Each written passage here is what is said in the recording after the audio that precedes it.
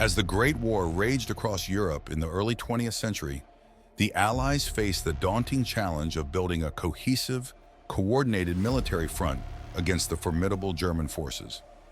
Despite the immense difficulties and setbacks, the Allied powers ultimately succeeded in forging a unified strategy and command structure on the Western Front, which proved crucial to their eventual victory. One of the key factors in achieving Allied unity was the establishment of effective coordination and communication between the various national armies. Prior to the war, the British, French, and other Allied forces had operated largely independently, with little integration of their military planning and operations. However, as the conflict dragged on and the staggering human toll mounted, the need for a more unified approach became increasingly apparent. In 1918, as the German Spring Offensive threatened to break the Allied lines, the Allies took decisive action to address this issue. Under the leadership of French Marshal Ferdinand Foch, the supreme Allied commander, a true unity of command was forged, with the British, French, and eventually American forces operating in close coordination. This allowed for the development of a cohesive strategic vision and the efficient allocation of resources across the Western Front. Crucially, this unity of command extended beyond just the military sphere.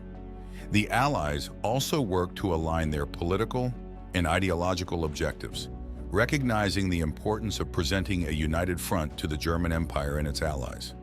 The concept of the united front, originally developed by revolutionary socialist movements, was adapted and applied to the wartime context, with the Allies seeking to rally the support of the working classes and marginalized groups against their common foe. This political and ideological unity was reinforced by the Allies' efforts to address morale and manpower issues within their own ranks. The search results highlight the severe depletion of manpower that plagued the British and French armies in the early years of the war, as well as the challenges of integrating the newly arrived American troops. By implementing measures such as conscription and labor mobilization, the Allies were able to maintain a steady flow of reinforcements and sustain their military operations. Moreover, the Allies recognized the importance of joint operations and coordinated offensives in breaking the stalemate of trench warfare on the Western Front. The search results mention the significance of the Battle of the Somme and the Brusilov offensive on the Eastern Front, which were part of a broader Allied strategy to relieve pressure on each other's fronts and overwhelm the German forces. These joint operations not only demonstrated the Allies' ability to work together effectively, but also had tangible strategic benefits. The Brusilov offensive, for example, drew Austro-Hungarian forces away from the Italian front, while the Somme offensive helped to divert German resources from the Eastern Front. This coordination and mutual support were crucial in gradually wearing down the German war machine.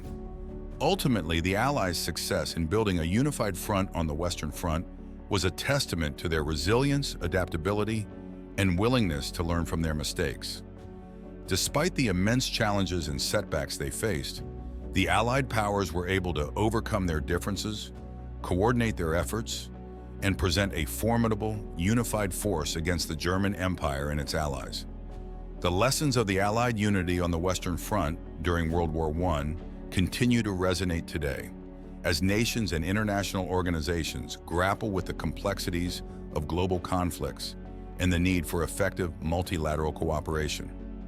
The Allies' example demonstrates that even in the face of seemingly insurmountable odds, a shared commitment to a common cause and a willingness to work together can lead to remarkable achievements.